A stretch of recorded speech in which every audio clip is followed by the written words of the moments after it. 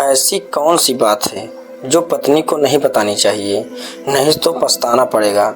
जानिए महात्माओं की जुबानी। पति पत्नी का रिश्ता बड़ा ही नाजुक होता है। यह प्यार, विश्वास और समझदारी की डोर से बंधा होता है। लेकिन अगर एक गलती हो जाए, एक बात कह दी जाए जो नहीं कहनी थी, तो सालों का रिश्ता भी टूट सकता है। आज हम जानेंगे वो कौन सी बातें हैं जो किसी पति को अपनी पत्नी से छुपा लेनी चाहिए, नहीं तो पछताना पड़ेगा। ये बातें खुद प्राचीन संतों, ऋषियों और महापुरुषों ने बताई है।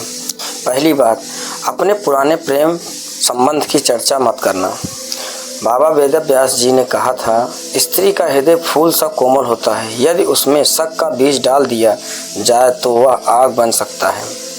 अगर आपने कभी किसी और से प्रेम किया भी हो तो अब उसका कोई अर्थ नहीं, लेकिन अगर ये बात पत्नी को बताई तो वह आपके वर्तमान पर भी भरोसा नहीं खो देगी। शक और दर्द उस स्त्री को भीतर घर कर जाता है और फिर रिश्ते में मधुरता नहीं रहती। दूसरी बात, अपनी माँ और पत्नी की तुलना ना करें। ऋषि चरक ने कहा, घर वही सुखी होता है जहाँ स्त्री का सम्मान होता है। अगर आप पत्नी से बार बार अपनी माँ की तारीफ करेंगे और पत्नी को कम समझेंगे तो वह खुद को अपमानित महसूस करेगी। तुलना करने से पत्नी के मन में कटुता आ जाती है और रिश्ता धीरे धीरे टूटने लगता है। तीसरी बात, अपनी कमाई का हर राज मत बताओ।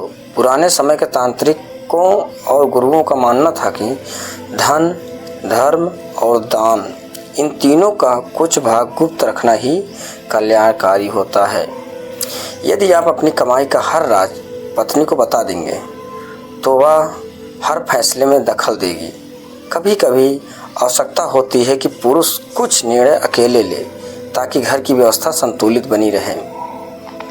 चौथी बात, किसी स्त्री की सुंदरता की प्रशंसा न करें, अर्थात किसी दूसरे स्त्री की प्रशंसा न करें।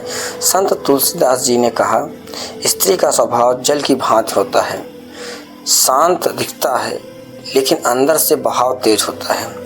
अगर आप किसी और स्त्री की सुंदरता की तारीफ करते हैं तो पत्नी के दिल में जलन, असुरक्षा, नाराजगी पनपने लगती है। ये छोटी सी बात कई बार बहुत बड़ा बवाल बन सकती है। पति को हर बात पत्नी से नहीं कहनी चाहिए। जो बातें कहने में रिश्ता मजबूत हो वही बोलिए। जो बातें जहर का काम करें उन्हें चुपचाप मन में दबा लेनी चाहिए। महापुरुषों ने कहा है, वाणी से निकला शब्द और तीर कभी वापस नहीं आता, इसलिए सोच समझ कर बोलो, नहीं तो पछताना पड़ेगा। जय श्री राम। वीडियो को लाइक करें, सब्सक्राइब करें। ऐसे ही ज्ञानवर्धक विचारों के लिए हमसे जुड़े रहें। धन्यवाद।